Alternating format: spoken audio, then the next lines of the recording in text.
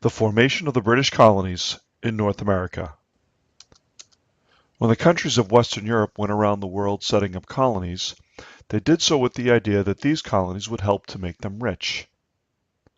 This belief is a policy called mercantilism, which states that having a positive balance of trade when a country exports more than it imports was the most important factor in maintaining the military security of that country.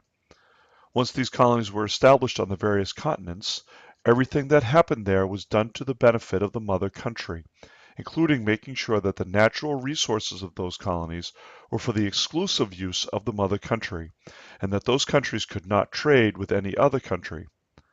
Part of the plan included making sure that gold and silver were never used to pay off the debts of the mother country, keeping as much of those valuable commodities at home as possible.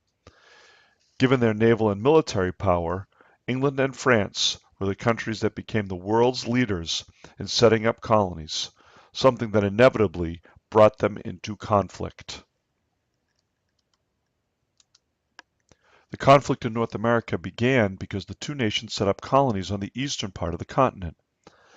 The French focused their energy on setting up small trading posts along the St. Lawrence River, which flowed from the Great Lakes to the interior of North America out to the Atlantic Ocean in what would later become Canada.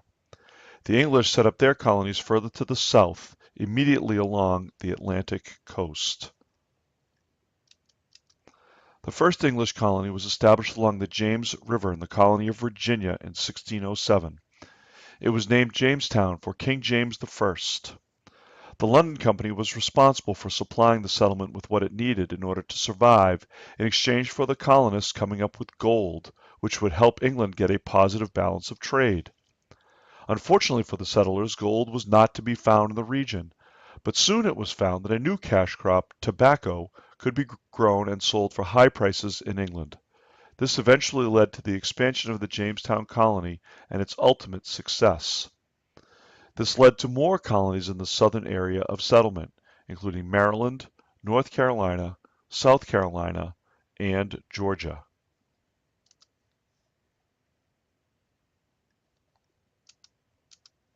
The second set of colonies developed a little bit more than 600 miles north of Virginia, in an area that would become known as Plymouth in 1620. While the southern colonies were set up primarily as business colonies, whose purpose was to make money for its investors back in England, Plymouth was originally established by a Protestant sect called the Puritans, who were seeking religious freedom. Thanks to the help of the local Amerindian tribe, the Wampanoags, and their leader Massasoit, those Puritans who had survived the first winter at Plymouth began to thrive and grow. In 1630, another group of Puritans came to New England and settled in the area that is now Boston. They established the Massachusetts Bay Colony, which took over the Plymouth Colony in 1691. Eventually, the other colonies of the New England region, New Hampshire, Rhode Island, and Connecticut, were settled by other people seeking religious freedom, even if from those English settlers already in the colonies. The middle colonies were those of New York, New Jersey, Pennsylvania, and Delaware. They were proprietary colonies, meaning the monarch in the home country, England in this case, gave land to individuals to run. In Pennsylvania, land was given to William Penn and his friends the Quakers. The other proprietary colonies were established in a similar fashion. In varying degrees over time, each group of colonies established their own local political traditions that would grow into the fabric of what would become the United States. In Virginia, it was the House of Burgesses, a group of elected representatives from the settlers who first met in 1619.